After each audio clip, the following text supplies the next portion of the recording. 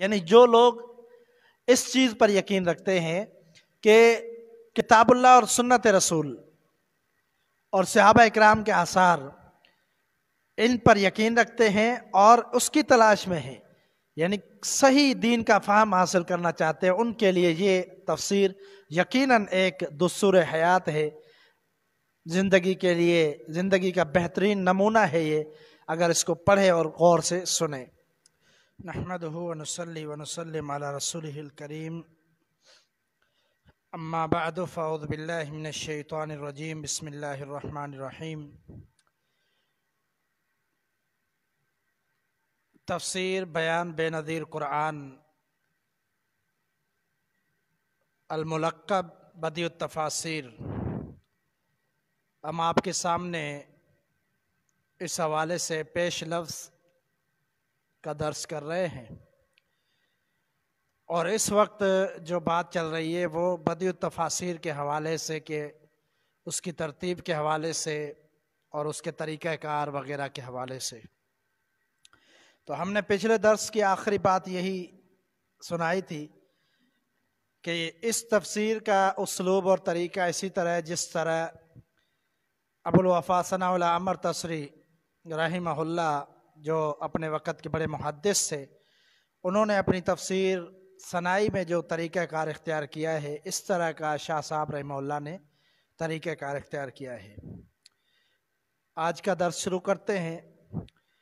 قرآن کریم کی ذکر کردہ آیات کا ایک جامع خلاصہ پیش کیا ہے، یعنی جو بھی آیات ذکر کی ہے ان کا خلاصہ بھی پیش کیا ہے، جاری مضمون کے مفہوم کے ساتھ تعلق رکھنے والی دوسری آیات کو بھی ذکر کیا ہے، یعنی ایک مضمون جو چل رہا ہے اور اس کے لیے اور آیات جو قرآن مجید میں دوسرے مقامات پر ہیں وہ بھی اس کے ساتھ ذکر کی ہیں۔ قرآن کریم کی تفسیر قرآن مجید دوسری آیات کی روشنی میں اور احادیث کی روشنی میں اور فہم صحابہ اکرام کی روشنی میں سلف کے طریقے کے مطابق فاضل مفسر نے مضمون کو نہایت وزنی بنایا ہے، یعنی بہت اہم چیزیں، ایک تو قرآن کی تفسیر قرآن کے ساتھ، دوسرا نبی علیہ الصلوۃ والسلام کے فرامین کے ساتھ، تیسرا صحابہ اکرام کے آثار اور فہم سلف کے مطابق ان کے دلائل دے کر تفسیر کو واضح کیا ہے۔ آیات کے الگ الگ شان نزول بیان کیے گئے ہیں اور یہ وضاحت بھی کی ہے کہ آیت کس صحابی کے شان میں ہے اور کس مسئلے کے متعلق نازل ہوئی ہے، یعنی صحابی کے شان میں اگر کوئی آیت ہے تو وہاں بھی وضاحت کی ہے، اور اگر کسی مسئلے کے حوالے سے آیت ہے تو اس کی بھی وضاحت کی ہے۔ آیات کے الگ الگ احکام کے باوجود جو تعلق ان کا آپس میں بیان کیا ہے، اس سے محترم مفسر کی استعداد کا پتہ لگتا ہے کہ کس قدر ان کے اندر علم تھا، تفسیر کا علم۔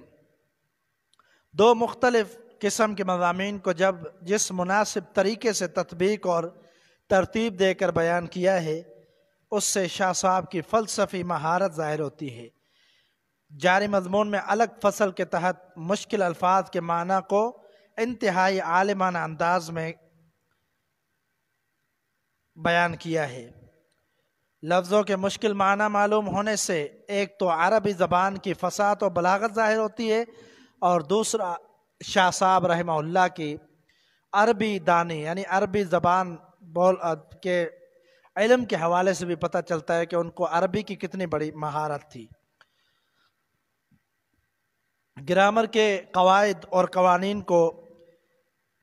تشریحی انداز میں اس طرح بیان کیا ہے کہ تھوڑی بصیرت رکھنے والے انسان بھی بآسانی سمجھ سکتے ہیں۔ آیات سے مختلف مسائل کو استنباط کرنے سے آپ کی قرآن فہمی کا اندازہ لگتا ہے، یعنی آیات سے اصل تو یہی ہے کہ مسائل نکالے جائیں، اور جس طرح شاہ صاحب رحمہ اللہ نے استنباط کیا ہے، اجتہاد کیا ہے، آیات کو موضوع کے حوالے سے بیان کرنا اور پھر اس سے مسائل کو اخذ کرنا، اصل علم یہی ہے۔ تو شاہ صاحب رحمہ اللہ نے جس طرح کا انداز مسائل نکالنے میں کیا ہے، اگر وہ بندہ پڑھے غور سے تو اس سے پتہ چلتا ہے کہ اللہ تعالیٰ نے کس قدر ان کو قرآن فہمی دی تھی اور علم دیا تھا۔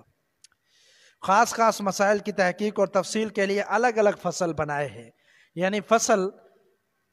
اور یہ تقسیم شاہ صاحب نے مقدمے میں بھی تفصیل سے بیان کی ہے، تو انشاءاللہ جب ہم مقدمہ پڑھیں گے تو ہمیں پتہ چلے گا کہ ایک فصل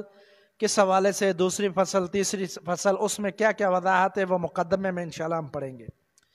اور مسائل کو قرآن و حدیث کی روشنی میں ذکر کرنے کے ساتھ ساتھ دوسرے فریق کے دلائل تحقیق سامنے رکھی ہے، ان کی اصلی حقیقت کو نہایت واضح کیا ہے۔ یعنی جو دوسرے فریق ہیں جو اختلاف رکھتے ہیں مسائل میں، فریق ثانی، تو ان کے دلائل کو بھی پیش کر کے پھر ان کا بخوبی کتاب و سنت کے مطابق ان کا رد کیا ہے۔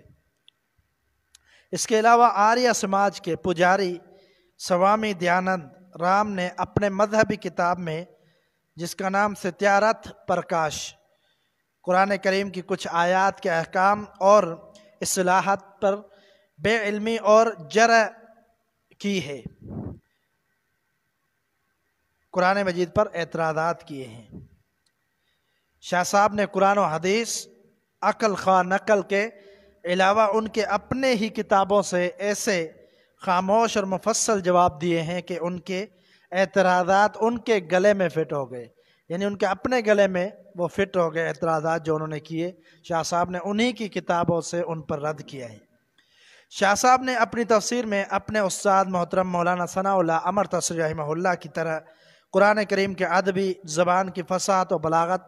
اور اعجاز بیان کو نئے انداز میں پیش کیا ہے، اور نئی نسل جو عموماً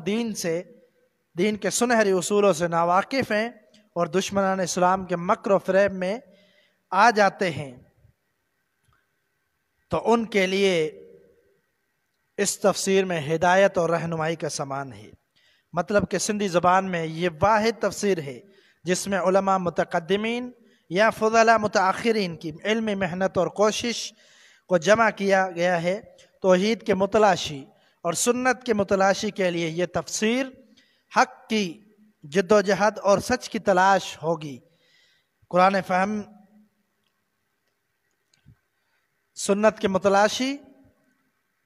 کے لیے اور توحید کے متلاشی کے لیے یہ تفسیر شمع ہدایت کی حیثیت رکھتی ہے۔